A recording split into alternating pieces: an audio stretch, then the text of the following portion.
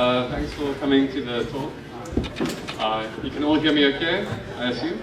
Okay, cool. So today I'm just going to be talking about a bit of a group project that we had at NWR Labs. We decided to buy a device, a local device, and hack it as a group project. And I've consolidated all the findings into a single presentation. But before we get into the nitty-gritty bits, I'd just like to shamelessly advertise the workshop that we're running, which is, you just need to connect to this SSID or BSidesCapeTown password conf, and then head to smashthehash.com. You'll be greeted with this screen, and if you click there, you can register. And then to get the hashes that you need to crack, just click on the Mountain Lovers website, which will take you here. And there's a form at the bottom with SQL injection that you can use to get the hashes. Cool, okay. So that's the workshop. So the plan for this talk, we're going to start with just going over the target that we're going to be hacking. Then we're going to follow the approach that we took, and then we're going to dive into each one of those topics, which is hardware, the host operating system, and the Android container. Cool, so firstly, my name is Kyle. I do security at NWR Labs. My main focuses or interests lie in embedded systems and some iOS stuff. And a lot of you might say to me, well, the node's already dead, so what's the point of this? It actually stopped production on 31st of October, Halloween, which was quite a while back. But the point of this is not to show you 0 days, it's actually just to show you a way of thinking, right? Most people here have heard security researchers or pen testers, whoever, say that you must just think like an attacker. And while this might seem like a natural process for some, it's really best learned through case studies, right? So this is just one example that you can follow to think like an attacker. So let's look at the targets. As I said, the Altec node, this is it here. It's a local device. It was made by Altec, obviously. This is not meant to be an Altec bashing session. I don't mean them any disrespect here. It was actually, there were some things that they didn't do properly, so it's not that bad. Okay, but why did we choose it outside of the fact that it's South African? Well, we saw that there was a really attractive attack path, right? You have internet connectivity, right? And this means that you have remote attack vectors. So I can target a node that's halfway across the world. Not only that, but it's that internet connectivity is running within an Android container. Something that's quite prone to vulnerabilities, right? There's a lot of publicly known vulnerabilities. All the versions of Android at least. So that allows us a way in. And then once we have gotten that foothold, we can then pivot onto information like the CCTV connectivity, which happens through Zigbee devices, or we can just steal the multimedia the multimedia content on the device. Yeah, so it's a nice way to get into somebody's home, basically. Cool. So the first step in this process is to define our goals, right? We need to know what we're going after. So I would say that there are two goals as an attacker. The first would be the Microsoft Play-Ready content. So this is a problem for two reasons. The first reason is that this DRM protection holds a legal obligation. You need to protect this content, and if you release it, you face legal issues, right? If you purchase some content from Netflix, then you need to protect it, right? And that leads on to the second issue, of that if you're on Netflix and you're releasing proprietary content that you're the sole provider of, and you let that out, you've all of a sudden lost your competitive advantage, right? So that's one way to look at it. Perhaps we were a little optimistic in the fact that Altec was going to release their own content, but yeah, that's fine. So the second goal that we would define would be code execution. Now, code execution, that's purely just from an attacking point of view. It's useful to have for a number of reasons. We can either use it maliciously, or we can just use it to use the device. We can keep it in the office and change it to a funny background picture or something like that. Cool. So before we can hack it and before we can get to the goals, we actually need to understand a bit of the environment, right? And before buying the actual machine and wasting 2,000 Rand on it, we did some research. And just by reading news articles and user documentation, we were able to establish a bit of a high-level overview of what we thought the system might look like. So there's obviously a hardware layer that's running everything. There's a host operating system, and which was actually, we found out was Linux before actually buying it. And then it had an Android container, it had a DRM content container, which basically contained all of the hardware stuff like the series and movies. there were crypto scripts which were used to encrypt or to protect the DRM content, and then there were authentication keys, which were presumably ways for technicians to access the device, so something like SSH perhaps. Cool. So now that we know what we want to get and what the environment looks like, we can actually look at how we might approach this. Cool. So the DRM content, there would be two ways to get there. We could either attack it in a passive state, so this means that the content is simply on the hard drive. We could take the hard drive out, use the crypto scripts and some keys to decrypt the content. Or alternatively, we could do it in a more active state, so we can target it when it's been loaded into memory and it's vulnerable, right? In order to get to that memory, we're going to have to get code execution, which leads us nicely onto our second defining goal, which is code execution, right? So if we start over there, there's a couple of levels that we can go at to get there. We can start with something like hardware, where perhaps you could check for serial ports. You've got the actual operating system. So like I said before, there might be SSH running. Alternatively, the UI might be vulnerable to injection attacks. Or lastly, we've got Android, which there's a whole bunch of things that you could do. But some of the main things that you could try to do, JavaScript bridges, which we'll go into in a little bit, that allows you to get code execution on Android devices. We can try to sideload an application, which basically means that you get an APK onto the device and you install it and you run it. Alternatively, you can try to exploit a system application, which looks like, or if you know a publicly released vulnerability in a system app, you can just exploit the same thing here, presumably. So let's go through each one of those layers to see how you might approach that. So from a hardware perspective, if any of you guys are interested in embedded systems, there is a fantastic blog on testing serial ports. Well, this blog is just fantastic in general, but dev PTYS0, they've got a blog post on reverse engineering. I'll try to make these slides publicly available for you guys, but yeah, so this goes through things like figuring out the baud rate, identifying what serial ports might look like on the physical machine. So it goes into the from the very basic level. Apart from the serial ports, we could look at the network, so either Wi-Fi or Ethernet or Ethernet, and this would actually be attacked through the host operating system, so we can just move on from here. Just so you guys know what it looks like, this is it in its very bad state at the moment. So we can move on to the host operating system.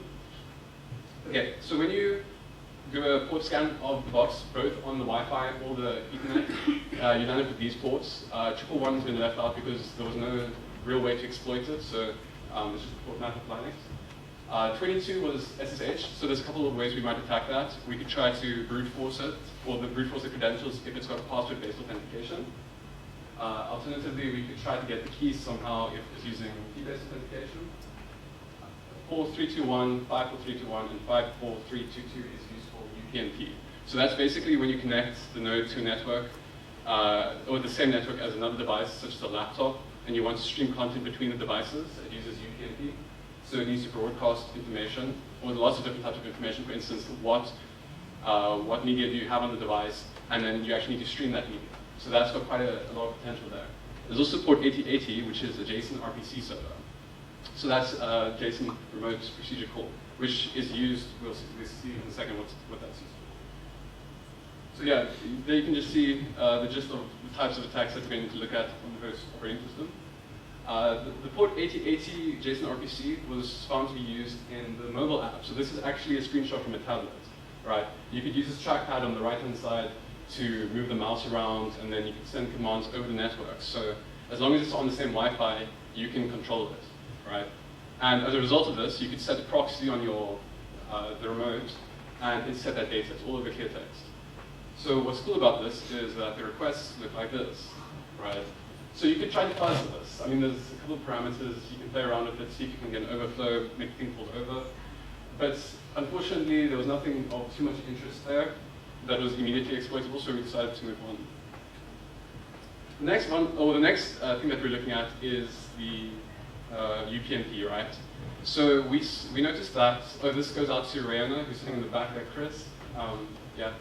And we noticed that it was making calls to request content from the node, right? So you could say, just do a get on the on that home directory and give me all the content that you currently have, right? But if you did a directory traversal, you could actually navigate backwards and pull anything that you want from the device, as long as it wasn't a virtual file. So things like proc or like a whole proc directory were out of bounds. Didn't work for that. So using this vulnerability, it opened up quite a large attack surface for us. One thing that we did get to was rc.local, which is a common configuration file that's used to initialize the environment. One of the key findings in here was the notation that they were using. In Android, you get this thing, or in a lot of devices, you get /dev/mmcdlk0 and then something else, right? So that basically means it's a memory card, it's memory card 0, and it's different partitions, right? So this is partition 11 up here. So this meant that if we try to pull these block devices off of the device, we might be able to mount it and see what's inside of them. The next thing that we looked at was the LAC config. So given the notation that they used, or the fact that they called the Android container a container, that was indicative of the fact that they were using a container technology and not something like virtualization or emulating the Android, right? So we were able to find the LAC config here. Now this is just a couple of lines, but you'll see here that the top rule is doing an explicit deny on all devices, or all, it's all devices. So this seems like a good thing, fair enough. Then we go down here and we allow specific partitions through, right? Seems legit. Okay, it's a whitelist approach. But then we go here and we add the full block, or like we add the full memory card. So if you pull this thing and you mount it, you just get all the permissions, all the partitions back. So this was the first problem that they had. Because you can actually pull, like if you get access to the Android environment, you can just pull that whole block off and then you've got everything. Yeah, terrifying. So once you mounted that full memory card image, you can see that there's a couple of things here. 11 was Android, 7, the UI, and the host operating system, so everything that's grounded startup was number 9. If you mount them, you can see Android, it's pretty usual stuff. The UI was a bit more complicated because it was encrypted, right? So in rc.local, it specified this string at the top here, and it encrypted it with TMP RSA8, which we could just pull using the file read vulnerability. So we just decrypted it, and the contents of it is shown here. So it's, you can see from this, it's using HTML and JavaScript. So we established that it's actually using Angular for the front end. And then the host looked like this. Yeah, so it's pretty standard stuff. From here you can tell that it's running Linux with kernel 3.8. MIPSL 32-bit, which is a very important node. It's using LAC for containment and a certain Angular. Cool. So coming back to this rc.local file, it specified a function called start SSH server, right? So it went through the whole process of how you authenticate via SSH.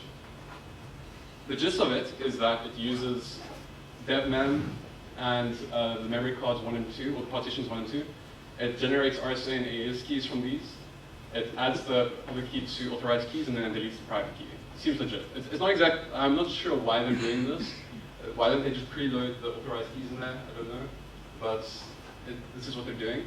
So if you see at the top the devmem, right? Okay. How do we, or like, what do we even, what's the point of that? Well, you read, there's a cool trick in embedded systems where if you don't want to write a kernel driver for something and you need to read the contents off of it, you can actually just use devmem to hack your way around it, access it directly, and read that same memory. But it's quite difficult because from our attacking point of view, we didn't have permissions to get devmem. So we couldn't read what that value was. So this pretty much led to a dead end in this specific file. Coming back to our original diagram, these 3 orange blocks, they're pretty much dead ends as well because of the fact that they're not interactive, right? There's nothing to exploit there. They're just contents that's sitting on the device. So we move on to the Android container. Now this is where it gets pretty interesting. The Android container was actually relatively locked down. They removed the ability to install root CAs. They removed the ability to proxy, and it was behind the NAT. Also to sideload applications, so you couldn't just put an APK on the device and install it. They removed that functionality. So they made some attempt to lock it down. And we actually couldn't exploit it until Sagi, who some of you might have met before, he suggested that if there isn't a vulnerability in the system, the best way to move forward is to actually introduce a vulnerability into the system. He heard that at a previous point to own everyone that we use JavaScript bridges in an Android environment. And he asked me, why don't we just do this here? And my answer to him was that if you look at the system applications, like you can't actually, like nothing's using a web view, right? Like what are you actually going to exploit? So then he said, why don't you just put an app with a web view on it, right? So the prerequisites for this vulnerability include the fact that the app is running over clear text. So for instance, if an app has an advertisement, right, that's a pretty good indication that it's running something over clear text. If it's an advertisement, that also means that it's probably running in a web view because developers are generally quite lazy and they don't want to implement different advertisement schemes for different platforms. So it's probably running in a web view, and it might, by chance, have a JavaScript bridge. There's no good reason for that, but if you download enough of these apps, one of them probably has one. And the last requirement, sorry, is that it needs to be running API less than 17. Okay? So this means that if you go to the custom app store that they were running, if you look in the 2010 section, like most of those apps, like definitely were running less than 17. Cool. So using all of those features, we exploited the Vampire app and we gained basic code execution on the device. So now we could run commands from the context of the Vampire application. But now that isn't a persistent connection. It's not a very nice way of interacting with the device. We've got very limited functionality. So the next step forward is to load a post-exploitation framework, which is a mouthful. It is basically just Metasploit for Android onto the device. Now, the Android equivalent is called Droza, and what we did here is we basically used something called Weasel, or the Weasel payload, to establish a connection with the device. And what it does is it uses that JavaScript bridge to basically inject itself, or Droza, over the Vampire app. So now you just hijack that process. It uses a weird combination of Velvet Cache and a whole bunch of other hackery. That's quite difficult nowadays, but on such an old system, it was a bit easier back then. And now you've got Droza on the device. So once you've got a persistent connection, you need to escalate your privileges, right? You're still operating from as if you are the Vampire app, which doesn't actually allow you to do much. So the first thing that you might think is to run something like Tailroot on it, right? Tailroot works on basically everything, so what's the problem? The problem is that Tailroot is compiled for ARM, right? In some cases, you might get a root exploit for something like x86, but for MIPSTL, there's absolutely no chance. So you need to port that over yourself, which is just too much effort. So that's not going to be the way forward. If that's not the way forward, then we could just do a host config review, or a configuration review of the entire device. So here we could look for network services that are running with incorrect permissions. We could look for files that have the incorrect permissions. There's a whole bunch of ways that you could do this. But we came across a file called create nodes Android, so that's the second line there, that had been chmodded in rc.local to 777. So that meant that even as the Vampire app, we could write into here. And create nodes Android was run in init.rc, which was run at boot time as systems, right? And it called create nodes. So this was running as root. So inside of there, we could put some shellcode that had a listening root shell and just connect to it. Here you can see the permissions again, and there you can see the shellcode. And here you can see ID of root. So now we have rooted the Android container, which is great. Cool. So just to recap exactly how we got to where we are. Sorry if I'm moving over this too quickly. Sagi thought of the fact that it's using a custom app store, so there are likely vulnerable applications on there. The prerequisites for a vulnerable app that we wanted to exploit included the fact that it had a JavaScript bridge, that it was running API of less than 17, and that it was loading clear text content that we could actually intercept and modify. Right? And using all of these facts, we could get code execution on the Android container as root. Cool.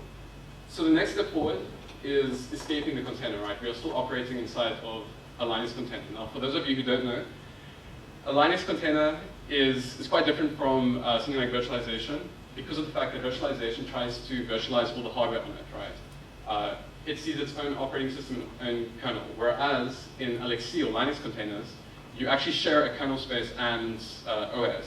So if you do something like load a kernel module, or if you do a kernel exploit, you're going to break outside of your container. Other ways that you might break out are through Alexi vulnerabilities. So there's been a couple recently. Things like having some links that aren't parsed correctly, or if you've got restrictions that are under excessive, so you've got you're able to pull block devices that you shouldn't, for instance.